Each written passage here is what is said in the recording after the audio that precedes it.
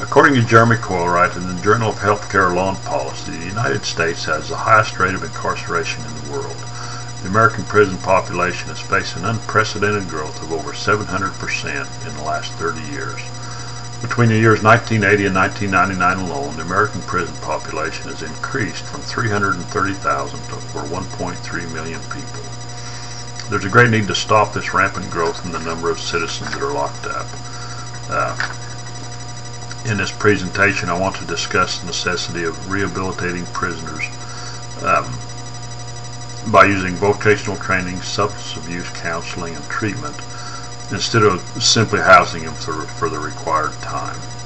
First, I'll discuss the need for rehabilitation while prisoners are still incarcerated. Then I'll look into the importance of involving the community in the efforts to reintroduce the prisoners back into society. Research has shown there is a significant reduction in the number of prisoners who return to prison if they receive a degree during their incarceration. There are some special challenges, however, to be faced in attempting to educate prisoners, such as the fact that many of them start with a low level of education to begin with. A large percentage never graduated from high school.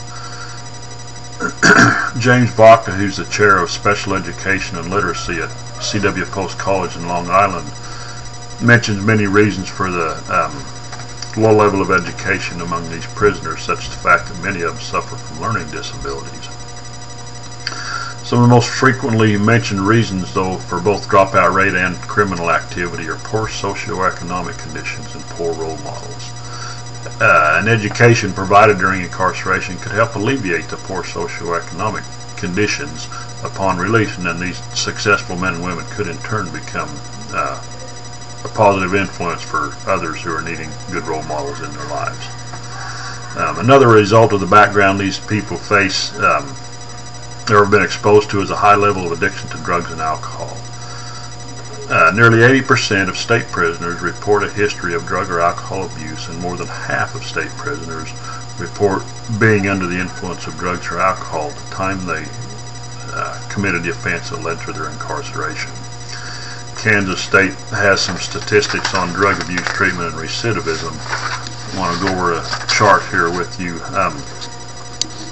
As you can see from this bar graph, there's a distinct difference in the percentage of prisoners who return to prison depending on whether they complete the substance abuse program or not.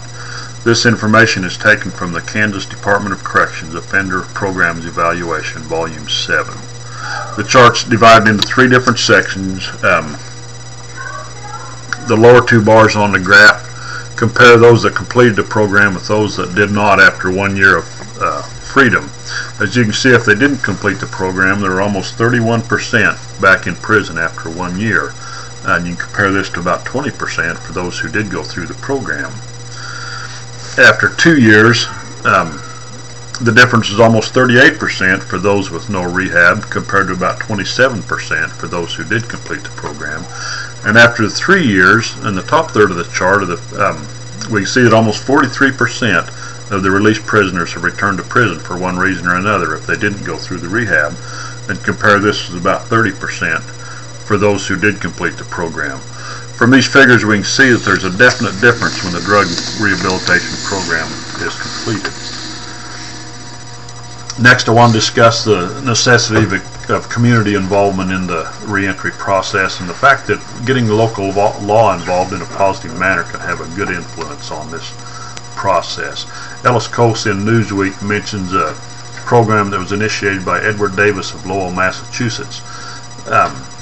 Mr. Davis was the head of the police department there when they initiated a two-part program aimed at contacting each and every one of these released prisoners. Basically what they'd done, they delivered a two-part message to each one. And the first message was basically, we're watching you. This served the purpose of letting the prisoners know that the law knew they were there, they were watching them, they weren't simply going to let them slip back into their old habits. The second part of the message is, although the law was watching them, they were on their side. They were there to help them, there to help connect with the needed services, and basically just there to do what it took to get these people back on the right track in life.